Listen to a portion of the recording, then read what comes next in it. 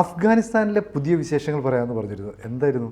അല്ല, അഫ്ഗാനിസ്ഥാനിൽ ഭരണമാറ്റം ഉണ്ടായല്ലോ. അമേരിക്ക പോയി, താലിബാന് അധികാരം കിട്ടി. അതെ, അതിനെക്കുറിച്ച് നമ്മുടെ മലയാളത്തിലെ ചില മാധ്യമങ്ങൾ എഴുതിയ വിസ്മയം എന്നാണ്.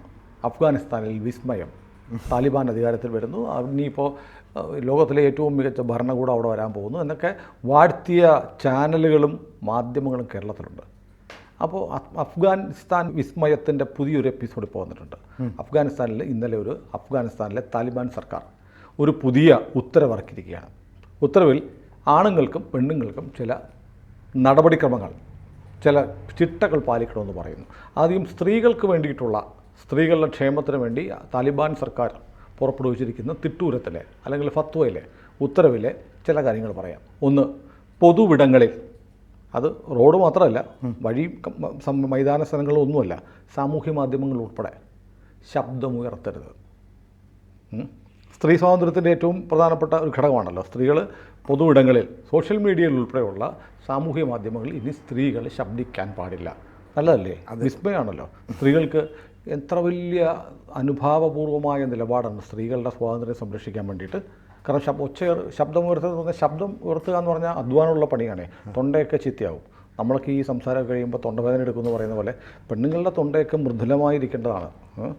പേലവകണ്ഠങ്ങളൊക്കെയാണ്. അതുകൊണ്ട് അവരുടെ ശബ്ദം ഇനി ഉണരാൻ പാടില്ല. അപ്പോൾ അത് ഉയരാൻ പാടില്ല. അത് സ്ത്രീകൾക്ക് വളരെ അനുകൂലമായ ഒരു നിലപാടാണ്. വിസ്മയം. പിന്നെ ശരീരവും മുഖവും പൂർണ്ണമായും മൂടണം. നേരത്തെ തന്നെ ഇങ്ങനെ ശരീരം മൂടണമെന്നൊക്കെ പറഞ്ഞു. ഇപ്പോൾ മുഖം മൂടണം, കംപ്ലീറ്റ്ലി മൂടിയിട്ടിരിക്കണം. ഇനിയിപ്പോൾ എനിക്ക് തോന്നുന്നത് ഇത് അഫ്ഗാൻ പൗരന്മാർക്ക് വേണ്ടി മാത്രമാണോ, ഇനി അവിടെ വരുന്ന എല്ലാവർക്കും ഇത് ബാധകമാണോ എന്നറിയില്ല. പണ്ടൊക്കെ സൗദിയിലൊക്കെ നമ്മുടെ നാട്ടിൽ നിന്ന് ആളുകൾ പോകുമായിരുന്നല്ലോ. അവിടെ സ്ത്രീകൾ പോയ ഉടനെ പുറത്തിറങ്ങുമ്പോൾ പർദ്ദയിടണമായിരുന്നു. അതെ അതെ, ഹിന്ദു സ്ത്രീകളാണ്, ഇടണമായിരുന്നു. അതിപ്പോൾ മാറിയിട്ടുണ്ടെന്ന് കേൾക്കുന്നു. അതിപ്പോൾ മാറിയിട്ടുണ്ട്. പിന്നെ അവിടെ US-ന്റെ ഒരു വലിയ ക്യാമ്പുണ്ടല്ലോ, അവിടെ ഇതൊന്നും ബാധകമൊന്നുമില്ല. അവർ ബിക്കിനിയിട്ടാണ് നടക്കുന്നത്. ഇപ്പോഴല്ല, അന്നും. അപ്പോൾ ഏതായാലും ഇനി ശരീരവും മുഖവും പൂർണ്ണമായും മൂടണം. കണ്ണും കാണിക്കാൻ പറ്റുന്ന ഒരു വലിയ വടി കൊടുക്കുമായിരിക്കും തപ്പി നടക്കാനായിട്ട്. ശരി. പിന്നെ ഏറ്റവും പ്രധാനം, സ്ത്രീ സുരക്ഷയ്ക്ക് വേണ്ടിയിട്ടുള്ള ഏറ്റവും പ്രധാനപ്പെട്ട ഒരു ഉത്തരവ് അതിലുണ്ട്. അത്യാവശ്യത്തിന് മാത്രമേ വീട്ടിൽ നിന്ന് പുറത്തിറങ്ങാവുള്ളൂ. അത് ശരി, നല്ല കാര്യമല്ലേ? സ്ത്രീകൾ പുറത്തിറങ്ങുമ്പോൾ എന്തെല്ലാം പ്രശ്നങ്ങളുണ്ടാകുന്നു. ഈ നാട്ടിൽ സ്ത്രീകൾ പുറത്തിറങ്ങുന്നതുകൊണ്ടാണ് ബലാത്സംഗങ്ങൾ ഉണ്ടാകുന്നു, തട്ടിക്കൊണ്ടുപോകുന്നു, സ്ത്രീകൾക്ക് നേരെയുള്ള അതിക്രമങ്ങൾ ഉണ്ടാകുന്നു, കളിയാക്കുന്നു. പൂവാലന്മാർ കളിയാക്കുന്നവരെ പെണ്ണുങ്ങൾ പുറത്തിറങ്ങുന്നുണ്ട്. അപ്പോൾ പെണ്ണുങ്ങൾ പുറത്തിറങ്ങാതിരുന്നാൽ അവർക്ക് റേപ്പ് ഉണ്ടാവത്തില്ല, തട്ടിക്കൊണ്ടു പോകത്തില്ല, കൊലപാതകം ഉണ്ടാവത്തില്ല, പഴയ കാമുകം വന്നിട്ട് മണ്ണെണ്ണ ഒഴിച്ച് കത്തിക്കത്തില്ല, ആസിഡ് ആക്രമണം ഉണ്ടാവത്തില്ല. എന്തിന് കലിങ്കലിരുന്ന് നാട്ടും പുറത്തെ ചേട്ടന്മാർ കമൻറ്റ് പോലും അടിക്കത്തില്ല. സ്ത്രീകൾക്ക് ഇത്രയും നല്ല അവസരങ്ങൾ, സുരക്ഷിതത്വം വാഗ്ദാനം ചെയ്യുന്ന താലിബാൻ്റെ ഉത്തരവിനെ നമ്മൾ സ്വാഗതം ചെയ്യേണ്ടതാണ്. നാളത്തെ മാധ്യമം എനിക്കൊന്ന് വായിക്കണം. ചിലപ്പം വീണ്ടും താലിബാൻ വിസ്മയമാകുന്നു, അഫ്ഗാനിൽ വിസ്മയം എന്ന് പറഞ്ഞിട്ട് ഒരു വാർത്ത വരുമായിരിക്കും. ഇനി ഇപ്പോൾ തേജസ് ഇപ്പോൾ ഇല്ലല്ലോ, ഓൺലൈൻ ഉണ്ടെന്ന് തോന്നുന്നു, ഓൺലൈൻ. അപ്പോൾ നാളെ ഇതൊക്കെ നോക്കാം നമുക്ക്. ഇന്നിപ്പോൾ വന്ന ഒരു തീരുമാനം, ഇന്നലെ രാത്രി ഉണ്ടായ പ്രഖ്യാപനമാണ്. നമ്മുടെ മാധ്യമങ്ങളിൽ ഇതുവരെ വന്നിട്ടില്ല. അവർക്ക് നേരം വെളുക്കില്ലല്ലോ, പ്രത്യേകിച്ച് ഇത്തരം വിഷയങ്ങളിൽ. ഇനിയിപ്പോൾ വേറെ എന്ത്? ഇനി വേറെ ഒരു ഏറ്റവും പ്രധാനപ്പെട്ട കാര്യമുണ്ട്. അഫ്ഗാനിസ്ഥാനിൽ വിസ്മയ ലോകമാണ്. യഥാർത്ഥ ഇസ്ലാമിക രാജ്യം അവിടെയുണ്ട്. അതുകൊണ്ട് നോൺ മുസ്ലിം അവധി ദിനങ്ങൾ റദ്ദാക്കി. നോൺ മുസ്ലിം അവധി ദിനം എന്ന് പറയുമ്പോൾ എന്താ? മുസ്ലിങ്ങളുടേതായ ആഘോഷം. അത് ഏതൊക്കെയായിരിക്കും? അത് പെരുന്നാളായിരിക്കും ആകെ, റംസാൻ അല്ലേ? അത് മുസ്ലിംസിൻ്റെ അല്ലേ? നോൺ മുസ്ലിമുകളുടെ അല്ലാത്ത അവധികൾ റദ്ദാക്കി എന്നാണ് പറഞ്ഞത്. എന്ന് പറഞ്ഞാൽ വളരെ സിമ്പിളാണ്. പ്രിയപ്പെട്ട ക്രൈസ്തവരെ, നിങ്ങളുടെ ആഗോളമായി ആഘോഷിക്കുന്ന ഒരു ഉത്സവം നിങ്ങളുടെയാണ്. ഡിസംബർ 20 ക്രിസ്മസ് അവധി ഉണ്ടാവില്ല. അതല്ലേ നോൺ മുസ്ലിമാണ്. അല്ല, നമ്മുടെ ദീപാവലിക്കൊന്നും അവിടെ അവധിയില്ല. അപ്പോൾ ലോകത്തെമ്പാടും ഉള്ള ഒരു പൊതു അവധിയുള്ള നോൺ മുസ്ലിം അവധി ദിനം എന്ന് പറയുന്നത് ക്രിസ്മസാണ്. ക്രിസ്മസിന് അവധിയില്ല. ന്യൂ ഇയറിനും ആഘോഷങ്ങളില്ല. ഇപ്പോൾ ന്യൂ ഇയറിന് അവധിയുള്ള രാജ്യങ്ങളുണ്ട്, നമ്മുടെ നാട്ടിലില്ല. അപ്പോൾ ഏതായാലും നോൺ മുസ്ലിങ്ങളുടെ അല്ലാത്ത അവധി ദിവസങ്ങൾ ഇനി മുതൽ അഫ്ഗാനിസ്ഥാനിൽ ഉണ്ടാവില്ല. അവധി ദിവസങ്ങൾ ഇസ്ലാമിക ജീവിതചര്യയുമായി, വിശ്വാസവുമായി ബന്ധപ്പെട്ട അവധികൾ മാത്രമേ ഇനി ഉണ്ടാവുള്ളൂ. നല്ല തീരുമാനമല്ലേ?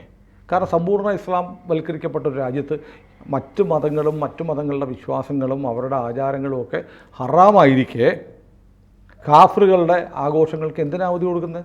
അതിൻ്റെ ആവശ്യമില്ല. അപ്പോൾ അത് ശരിക്കും അത് ആ ഭരണകൂടത്തിൻ്റെ ഒരു കരുതലാണ്, അവരുടെ നിലപാടാണ്, പ്രത്യയശാസ്ത്രപരമായ അല്ലെങ്കിൽ മതപരമായ അവരുടെ ഒരു സ്റ്റാൻഡിൻ്റെ ഭാഗമാണ്. എനിക്കതിൽ അഭിപ്രായ വ്യത്യാസമില്ല. കാരണം ഇസ്ലാമിക ഭരണം വന്നു കഴിഞ്ഞാൽ പിന്നെ ദീപാവലി ആഘോഷിക്കണം, ശ്രീകൃഷ്ണ ജയന്തി ആഘോഷിക്കണം എന്നൊക്കെ പറയാൻ പറ്റുകയില്ല.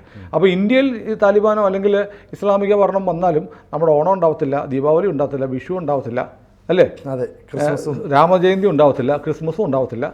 അപ്പോൾ ഇത് കണ്ടുപിടിക്കാം. നമുക്കിപ്പോൾ താലിബാനിലേക്ക് അഫ്ഗാനിസ്ഥാനിലേക്ക് നോക്കിയാൽ അവിടുത്തെ ഇപ്പോൾ ഇവിടെയും ഇസ്ലാമിക ഭരണം വരണം, ഇസ്ലാം ആവുക എന്നതാണ് ഫാസിസത്തിനെതിരെയുള്ള പോരാട്ടം എന്ന് KN കുഞ്ഞഹമ്മദ് പണ്ട് പറഞ്ഞായിരുന്നു. മോദിക്കെതിരെയുള്ള പോരാടാൻ വേണ്ടിയിട്ട് എന്ത് ചെയ്യണം? എല്ലാവരും ഇസ്ലാം ആകണമെന്നാണ് അന്ന് അദ്ദേഹം ഏതാനും വർഷങ്ങൾക്ക് മുമ്പ് പറഞ്ഞത്. അപ്പോൾ അങ്ങനെ ഇസ്ലാം ഭരണം വന്നാൽ, ഇസ്ലാമിക ഭരണകൂടം വന്നാൽ നമുക്ക് സ്വാതന്ത്ര്യം, സമത്വം, സാഹോദര്യം എല്ലാം തികഞ്ഞ വിസ്മയ രാജ്യമായി ഭാരതവും മാറുമെന്ന് പറയുന്നവർ ആലോചിക്കേണ്ട കാര്യങ്ങളൊക്കെയാണ്. ഇതൊക്കെയാണ് ഒരു കണ്ണാടി പോലെ നമുക്ക് കാണാം. താലിബാൻ തൊട്ടടുത്തുണ്ട്, നമ്മുടെ നൈബറിങ് കൺട്രിയാണല്ലോ അല്ലേ അഫ്ഗാനിസ്ഥാൻ. അവിടെ ഇസ്ലാമിക ഭരണം വന്നപ്പോൾ ഇപ്പോൾ ഏറ്റവും പുതിയ തീരുമാനങ്ങൾ ഇതൊക്കെയാണ്. ഇനി നമ്മുടെ നാട്ടിൽ ഈ പുരുഷന്മാർ, ഇപ്പോൾ കേരളത്തിൽ പോലും പുരുഷന്മാർ ഷോർട്സ് ധരിക്കും അല്ലേ? അതെ, ഞാനിടാറില്ല, പക്ഷേ ഇടുന്ന ഒരുപാട് പേരുണ്ട്. ചെറുപ്പക്കാർ മാത്രം, യങ്സ്റ്റേഴ്സ് മാത്രം, പ്രായമുള്ളവരും ഷോർട്സും ടീഷർട്ടും ധരിക്കാറുണ്ട് ഇല്ലേ? അവിടെ നമ്മൾ നോക്കൂ, പലരുടെ വീടുകളിലൊക്കെയാണ് നമ്മൾ വൈകുന്നേരങ്ങളിലൊക്കെ കൊച്ചിയിലൊക്കെ പുറത്തിറങ്ങുമ്പോൾ ഷോർട്സ് ധരിച്ച് കിടക്കുന്ന പ്രായം ചെന്ന ആളുകളെയും കാണാം. സൗകര്യമാണ് അത്, ഒരു അശ്ലീല വേഷമായിട്ട് നമുക്ക് തോന്നാറില്ല. പക്ഷേ അഫ്ഗാനിസ്ഥാൻ ഷോർട്സ് ധരിക്കുന്നത്, പുരുഷന്മാർ ഷോർട്സ് ധരിക്കുന്നത് നിരോധിച്ചു. പുരുഷന്മാർ ധരിക്കാൻ പാടില്ല. അല്ല, സ്ത്രീകൾക്ക് മൊത്തം മൂടണമെന്ന് പറഞ്ഞല്ലോ. ഇനി അതുകൂടെ പുരുഷന്മാരുടെ അപ്പോൾ പിന്നെ ഷോർട്സ് ധരിക്കരുതെന്ന് പറഞ്ഞാൽ പിന്നെ പെണ്ണുങ്ങളുടെ കാര്യമല്ലല്ലോ. പെണ്ണുങ്ങൾ കണ്ണല്ലാതെ, കണ്ണ് കാണിക്കാമെന്ന് അറിയത്തില്ല, ശരീരം മൊത്തം മൂടണം, മുഖം മൂടണം എന്ന് പറയുമ്പോൾ കണ്ണ് എങ്ങനെയാണെന്ന് അറിയില്ല, ചിലപ്പോൾ അതിനകത്ത് ഊട്ടം ഉണ്ടാവും. ഏതായാലും ഷോർട്സ് ധരിക്കുന്നത് നിരോധിച്ചു പുരുഷന്മാർ. ഇനി ഏറ്റവും പ്രധാനപ്പെട്ട സാധനമാണ്, നമ്മൾ ഈ കല, ശാസ്ത്രം, സാഹിത്യം ഇതൊക്കെ നമ്മൾ വളരെ പ്രധാനപ്പെട്ട സാംസ്കാരിക പ്രശ്നങ്ങളാണല്ലോ, വിഷയങ്ങളാണല്ലോ. ഇപ്പോൾ കലയുടെ ഭാഗമായിട്ട് കലാപ്രവർത്തനങ്ങൾ, അതിലേറ്റവും പ്രധാനമാണ് സംഗീതം. പാട്ട് അനിസ്ലാമികമാണ്. അതുകൊണ്ട് പൊതു ഇടങ്ങളിൽ ഇനി മുതൽ സംഗീത പരിപാടികൾ പാടില്ല. പാട്ട് പാടാത്ത മനുഷ്യരുണ്ട്, എന്തെങ്കിലുമൊക്കെ മൂളിപ്പാട്ടൊക്കെ പാടിക്കൊണ്ടിരിക്കണ്ടേ? പാടിയാ തൂക്കിക്കൊല്ലും, തലവെട്ടും. നിങ്ങൾ അഫ്ഗാനിസ്ഥാനിൽ പോയി പാട്, അപ്പോൾ അറിയാമല്ലേ? അപ്പോൾ അറിയാൻ പറ്റുക. അപ്പോൾ പൊതു ഇടങ്ങളിൽ സംഗീതം നിരോധിച്ചു. അപ്പോൾ ഞാൻ ആലോചിക്കുന്നത് മീഡിയ 1 ചാനലിൽ ഇടയ്ക്കിടയ്ക്ക് ചില ഗസൽ അല്ലെ മാപ്പിള പാട്ടൊക്കെ വരാറുണ്ട്.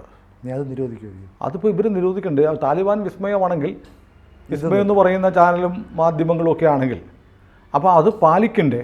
വേണ്ടതാണ്. അപ്പോൾ അത് വരുമായിരിക്കും അല്ലേ? പറയുമ്പോൾ പാട്ടില്ലായിരിക്കും. പിന്നെ ഏറ്റവും പ്രധാനപ്പെട്ട ഒരു സാധനം എനിക്ക് ഇഷ്ടപ്പെട്ടത്, ജീവനുള്ള വസ്തുക്കളുടെ ഫോട്ടോ എടുക്കാൻ പാടില്ല.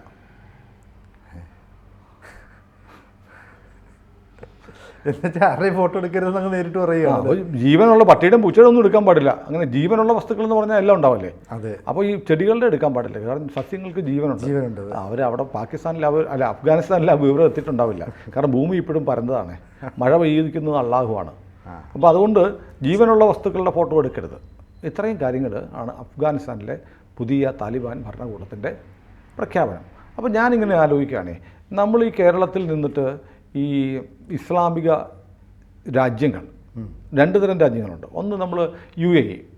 UAEയിൽ ദുബായ് കാണുന്ന കാഴ്ചയല്ല അബുദാബി, മറ്റൊരു എമിറേറ്റ്സ് ആണ്. ദുബായ് സർവ്വ സ്വാതന്ത്ര്യമുള്ള, ആർക്കും എന്തും ചെയ്യാവുന്ന നൈറ്റ് ക്ലബ്ബുകളും പാർട്ടികളും എന്തൊരു ബ്രോത്തൽസ് വരെ ഉണ്ടെന്നാണ് പറയുന്നത്. അതുപോലെ മറ്റൊരു രാജ്യമാണ് ബഹ്റിൻ, ഇസ്ലാമിക രാജ്യമാണ്. സ്വതന്ത്രമായി മനുഷ്യന് ജീവിക്കാൻ കഴിയുന്ന ഒരു രാജ്യമാണ്. എന്നോടൊരാൾ പറഞ്ഞു, ബഹ്റിനിലൊക്കെ ചെന്ന് കഴിഞ്ഞാൽ ഈ ദുബായിൽ അല്ല UAEയിൽ ഇതിനൊക്കെ വിലക്കുണ്ട്, പക്ഷെ ബഹ്റിൻ ചെന്നാൽ പനയുടെയൊക്കെ ചോട്ടിൽ അറബികൾ അടിച്ച് ഓഫായി കിടക്കുന്ന ആളാണ്. അവിടെ മദ്യപാനമൊക്കെ ഉണ്ട്, എല്ലാം അനുവദനീയമാണ്, എല്ലാം അനുവദനീയം. അപ്പോൾ 2 തരത്തിലുള്ള ഇസ്ലാമിക രാജ്യങ്ങളുണ്ട്. ഒന്ന് ദുബായ് പോലെ ലോകത്തിന് മുന്നിൽ തുറന്നു കൊടുത്തിരിക്കുന്ന ഒരു ഇസ്ലാമിക രാജ്യം. ഇസ്ലാമിക ജീവിത രീതിയാണ്, ഇസ്ലാമിക ചര്യകളാണ് അവർ പുലർത്തുന്നത്, വിശ്വാസവും ഇസ്ലാമികമാണ്. പക്ഷേ അവർ ആധുനിക സംസ്കാരത്തെ കള്ളു കുടിക്കുന്നതല്ല ആധുനിക സംസ്കാരം, അങ്ങനെയല്ലേ ഉദ്ദേശിക്കുന്നത്. ഈ പറയുന്ന അവിടെ നമ്മൾ ഇപ്പോൾ ഈ UAEയിലെ ഇപ്പം ചില രാജ്യങ്ങളിൽ ഈ മദ്യശാലകൾ അനുവദിക്കാത്ത രാജ്യങ്ങളുണ്ട്. പക്ഷേ ഷാർജയിലില്ല, അബുദാബി പോയാലില്ല, അവിടെ ഒന്നും മദ്യശാലകളൊന്നുമില്ല. സൗദിയിലുണ്ട്.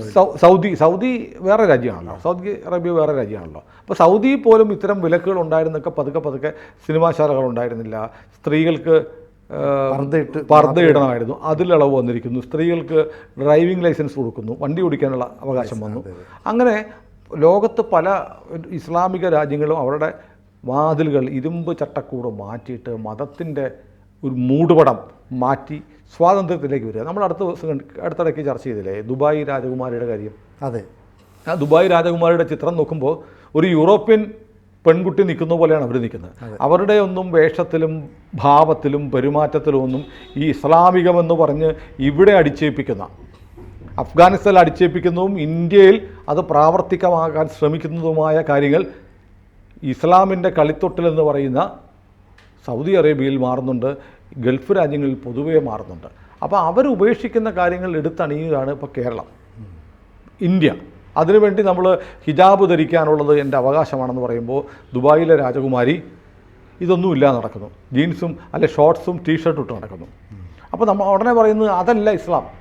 അപ്പോൾ ഏത് ഇസ്ലാമാണ് ശരി എന്നൊരു വലിയ സംശയം വരുന്നുണ്ട്. നമുക്കൊരു മതം എന്ന നിലയിൽ ഒരു മതത്തിനോടും നമുക്ക് അഭിപ്രായ വ്യത്യാസമില്ല. പക്ഷേ മാനവികമായ കാര്യങ്ങൾക്കെതിരെ നിൽക്കുന്ന, മനുഷ്യൻ്റെ സ്വാതന്ത്ര്യത്തെ ലംഘിക്കുന്ന, അവരനെ അംഗീകരിക്കാത്ത മതമാവട്ടെ വിശ്വാസ പ്രമാണമാവട്ടെ അതിനെ നമ്മളൊരു മനുഷ്യൻ എന്ന നിലയിൽ നമ്മൾ പ്രതിരോധിക്കും.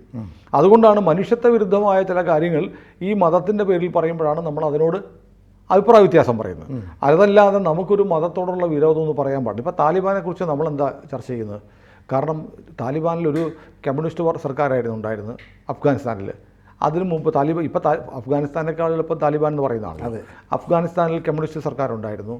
അക്കാലത്ത് ഒക്കെയുള്ള വീഡിയോകളൊക്കെ ലഭ്യമാണ്, അഫ്ഗാൻ സിനിമകൾ ലഭ്യമാണ്. അതിലൊക്കെ കാണുമ്പോൾ അറിയാം അവിടുത്തെ സമൂഹം, അവിടുത്തെ ചെറുപ്പക്കാർ, അവിടുത്തെ സ്ത്രീകൾ എത്രത്തോളം സ്വാതന്ത്ര്യത്തോടെ ഇഷ്ടമുള്ള വസ്ത്രം ധരിച്ച് ഇഷ്ടമുള്ള സ്കൂളുകളിലും കോളേജുകളിലും പഠിച്ച് ഒരു വലിയ സന്തോഷത്തോടെ ജീവിച്ചിരുന്നവർക്ക് ഇപ്പോൾ പുറത്തിറങ്ങാൻ വയ്യ, പഠിക്കാൻ വയ്യ, കോളേജിൽ പോകാൻ വയ്യ, ഇഷ്ടമുള്ള ഭക്ഷണം കഴിക്കാൻ വയ്യ, ഇഷ്ടമുള്ള വസ്ത്രം ധരിക്കാൻ വയ്യ, പുറത്തിറങ്ങി സംസാരിക്കാൻ പോലും വയ്യ, പൊതു ഇടങ്ങളിൽ സംസാരിക്കാൻ പാടില്ല, പാട്ട് പാടാൻ പാടില്ല.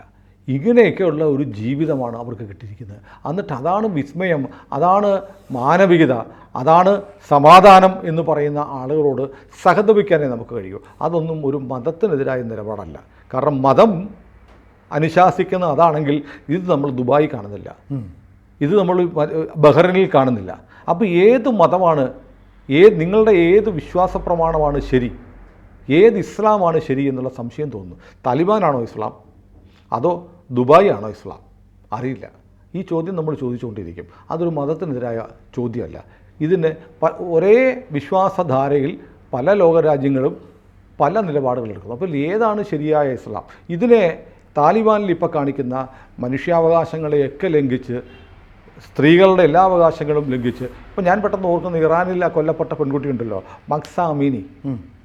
ആ പെൺകുട്ടി പുറത്ത് കിടന്നപ്പോൾ തലമുടി മറയ്ക്കാതെ പുറത്ത് നടന്നു എന്നും പറഞ്ഞ് ഇറാനിൽ പോലീസ് പിടിച്ചുകൊണ്ട് പോയി ക്രൂരമായി കൊന്നു.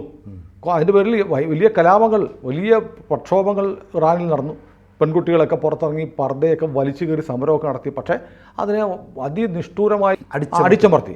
പക്ഷേ ഈ ഖൊമേനിമാരുടെ ഭരണം വരുന്നതിന് മുമ്പ് ഷാ ഭരിച്ചിരുന്നൊരു ഇറാൻ ഉണ്ടായിരുന്നു. ലോകത്തിലെ ഏതൊരു രാജ്യത്തെ പോലും സമാധാനത്തോടെയും സന്തോഷത്തോടെയും സ്വാതന്ത്ര്യത്തോടെയും ആണും പെണ്ണും ജീവിക്കുകയും പഠിക്കുകയും തൊഴിലെടുക്കുകയും ഒക്കെ ചെയ്തിരുന്ന ഒരു കാലം, ഈ മതപരമായ ചട്ടക്കൂടുകളില്ലാതെ. അങ്ങനത്തെ ഒരു ലോകത്തെയാണ് മുല്ലപ്പൂ വിപ്ലവം എന്നൊക്കെ പറഞ്ഞിട്ട് അട്ടിമറിച്ച് മതഭീകരത ഭരണകൂടമായി മാറിയത്. മതത്തിൻ്റെ പേരിലുള്ള ഭീകര ഭരണശാസനങ്ങളെ അംഗീകരിക്കാൻ ഒരു മനുഷ്യനും കഴിയില്ല. അതുകൊണ്ട് ഇത്തരം കാടൻ നിയമങ്ങൾ ഏതെങ്കിലും രാജ്യത്ത് ജനങ്ങളുടെ മേൽ അടിച്ചേൽപ്പിച്ചാൽ നമ്മളതേക്കുറിച്ച് പറഞ്ഞുകൊണ്ടേയിരിക്കും. മതം ആധിപത്യം സ്ഥാപിച്ചാൽ അവിടുത്തെ ആ ജീവിതക്രമം തന്നെ മാറി. അവൻ ഒരു അവകാശമില്ല. മനുഷ്യൻ വെറും പുഴുക്കളായി മത പണ്ഡിതന്മാരുടെ, മതഭരണാധികാരികളുടെ, മതഭീകരരുടെ തോക്കിൻമുനയെ ഭയന്ന് ജീവിക്കേണ്ടി വരുന്നു എന്നതിനേക്കാളും ദയനീയമായ ഒരു സംഗതി വേറെ ലോകത്തില്ല. കൂടുതൽ വാർത്തകളും വിശേഷങ്ങളും നിങ്ങളിലേക്ക് എത്താൻ ABC മലയാളം സബ്സ്ക്രൈബ് ചെയ്യുക, ബെൽ ബട്ടണും അമർത്തുക.